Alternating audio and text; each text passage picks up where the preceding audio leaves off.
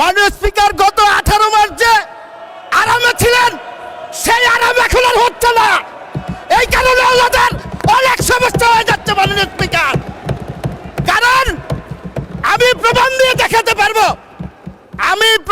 দেখাতে পারবো বৈষম্য বিরোধী ছাত্র আন্দোলনের একজন নেতা, তার বক্তব্য আছে, সে একজনের সাথে গল্প করছে, বলছে যেইভাবে আমরা কাটিয়েছি, মঞ্চে আছে প্রধান উপদেষ্টার বাসায় ঢুকে গিয়েছি, মঞ্চে আছে তার বেডরুমে ঢুকে গিয়েছি, মঞ্চে আছে সচিবের রুমে ঢুকে গিয়েছি, এখন তো আর সেই সুবিধা পাওয়া যাচ্ছে না মাননীয় স্পিকার। সমস্যাটা মাননীয় স্পিকার এই জন্যই। মাননীয় স্পিকার, আমরা নতুন সংসদে এসেছি, আমাদের অনেক সদস্যই নতুন করে সংসদে এসেছেন। আমরা হয়তো বা দু একটি ভুল কথা বলতে পারি, আপনি ক্ষমা সুন্দর দৃষ্টিতে দেখবেন। প্রথম দিকে ঠিকই ছিল, কয়েকদিন যাবৎ খুব একটা অস্থিরতা লক্ষ্য করছি আমাদের মাননীয় বিরোধী দলের সদস্যদের মধ্যে। আমি খোঁজার চেষ্টা করেছি যে কি কারণে এই অস্থিরতা। আমি একটি জিনিস খুঁজে পেয়েছি, অস্থিরতার কারণটি হলো 111-এর যে তত্ত্বাবধায়ক সরকার ছিল, সেই সরকারটি সবাই জানেন সেনা সমর্থিত তত্ত্বাবধায়ক সরকার বলা হতো। আর গত 18 মাস যে সরকারটি ছিল, সেই সরকারটিকে কিন্তু এই যে আমাদের আজকের যারা বিরোধী দলীয় নেতৃবৃন্দ আছে, সেই জামাত ইসলাম এবং এনসিপি সমর্থিত সরকার হিসাবে সবাই সেই সরকারটিকে অভিহিত করেছে। আজকে মাননীয় স্পিকার, আমি আপনার প্রোটেকশন চাচ্ছি, আজকে কথা বলতে দিতে হবে। মাননীয় স্পিকার, কথা বলতে দিতে হবে। মাননীয় সদস্যবৃন্দ, মাননীয় স্পিকার, মাননীয় সদস্যবৃন্দ, অর্ডার ইন দ্য হাউস।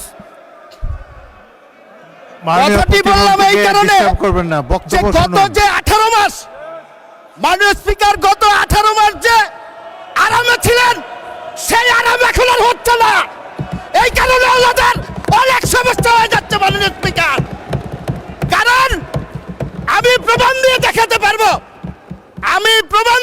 পারবো বৈষম্য বিরোধী ছাত্র আন্দোলনের একজন নেতা, তার বক্তব্য আছে, সে একজনের সাথে গল্প করছে, বলছে যেইভাবে আমরা কাটিয়েছি, মঞ্চে আছে প্রধান উপদেষ্টার বাসায় ঢুকে গিয়েছি, মঞ্চে আছে তার বেডরুমে ঢুকে গিয়েছি, মঞ্চে আছে সচিবের রুমে ঢুকে গিয়েছি, এখন তো আর সেই সুবিধা পাওয়া যাচ্ছে না মাননীয় স্পিকার।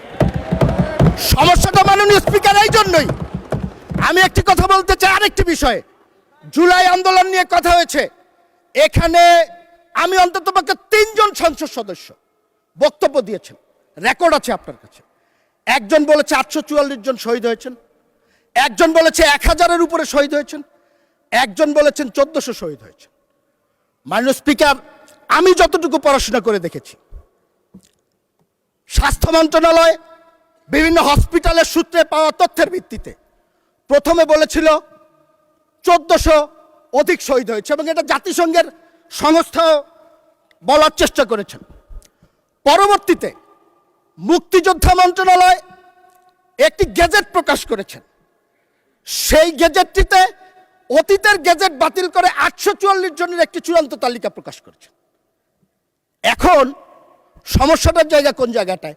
আমি একটি কথা আপনাদেরকে বলতে চাই, একটি উদ্ধৃতি দিয়েই বলতে চাই। আমার মাননীয় বিরোধী দলের নেতা, আমি ওনাকে খুবই পছন্দ করি, খুব সুন্দর কথা বলেন, আদবের সাথে কথা বলেন, ওনার অঙ্গভঙ্গি, ভাষা ব্যবহারের যে বিষয়টি, সেটি অনুকরণ করার মতো। আমার সাথে যতদিন দেখা হয়েছে লবিতে, আমি ওনাকে সালাম দিয়েছেন, আমাকে হয়তো উনি ব্যক্তিগতভাবে চেনেন না, বাট আমি ওনাকে খুবই পছন্দ করি। কিন্তু গত 14 এপ্রিল 2026 তারিখে একটি অনুষ্ঠানে উনি বলেছেন, আমি তাকে দোষারোপ করছি না, আমি যা জানার জন্য মাননীয় স্পিকার আপনার মাধ্যমে। মাননীয় সদস্য, আপনাকে আরো 2 মিনিট দেওয়া হলো, 2 মিনিটের মধ্যে সাম আপ করেন। মাননীয় স্পিকার, আর একটু বাড়িয়ে দেওয়া হোক। সময় তো দেয় আপনাদের হুইপরা, বাড়ানো কমানো সব তাদের আছে। উনি বলেছেন প্রোগ্রামটিতে, আমি পত্রিকার রিপোর্ট দেখে বলছি, আমি দেখাতে পারবো, 14 এপ্রিল 2026, 1400 শহীদের মধ্যে 1200 শহীদের বাসায় যাওয়ার সৌভাগ্য আমার হয়েছে। এখন মাননীয় স্পিকার, সরকারি গেজেট 844 জনের, উনি 1400-র মধ্যে 1200-র বাসায় কিভাবে গেল, এটা তো আমি বুঝতে পারতেছি। এখন আমরা সংখ্যাটা জানতে চাই। উনি যদি যেয়ে থাকেন কোনো আপত্তি নেই, আলহামদুলিল্লাহ, কিন্তু আমরা প্রকৃত সংখ্যাটা জানতে চাই। আজকে জুলাই আন্দোলন হয়েছে 1 বছর 2 বছর হয় নাই, এখনই স্মৃতির বিস্মৃতিতে অনেক কিছু হারিয়ে যদি যায় 10 বছর 20 বছর পরে এই ইতিহাস বিকৃতি কোথায় গিয়ে পৌঁছবে? মুক্তিযুদ্ধকে নিয়ে যে ধরনের একটি ব্যবসা, এই মুক্তিযুদ্ধের চেতনা নিয়ে যে ব্যবসা আমরা দেখেছি গত 54 বছর, আমরা চাই না এই প্রজন্মের যারা আছি এই জুলাইকে কেন্দ্র করে নতুন করে ব্যবসা শুরু হবে। এই ব্যবসা বন্ধ করার জন্য প্রকৃত ইতিহাস, কতজন শহীদ হয়েছে, তাদের রাজনৈতিক পরিচয় কি আমরা জানতে চাই। আমরা তো রাজনৈতিক পরিচয়ের কথা বলেছি, এবং উনি আরেকটি কথা বলেছেন, আমার মাননীয় বিরোধী দলীয় নেতা, শহীদরা সবাই শিক্ষিত ছাত্র বা রাজনীতিবিদ নয়, তারা খেটে খাওয়া মানুষ, সাধারণ মানুষ। ভালো কথা, কিন্তু এই শহীদদের একটি বড় অংশ আমরা সবার অবদানকে স্বীকার করি, কিন্তু এই শহীদদের বড় অংশ তো রাজনীতিবিদদের আহ্বানে এখানে শরিক হয়েছেন। এই নেতৃত্বের অধীনে এই সংগ্রামে যারা শরিক হয়েছেন তাদের অস্তিত্বকে যদি আপনারা অস্বীকার করেন।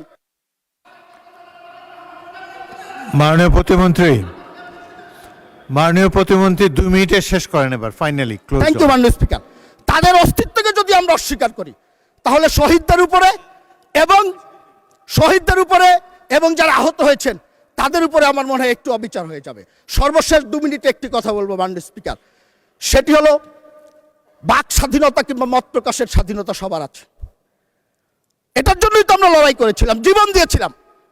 সৌভাগ্যক্রমে গত 17 বছর প্রত্যেকটি লড়াইয়ের অগ্র সৈনিক হিসাবে আমরা কিন্তু ছিলাম মাননীয় স্পিকার। আজকে বিরোধী দলের টেবিলে যারা বসে আছেন, এখানে সাধারণ সম্পাদক সাহেব নেই, অনেকের সাথেই এক বিছানায় ঘুমানোর সৌভাগ্য হয়েছে জেলখানায়।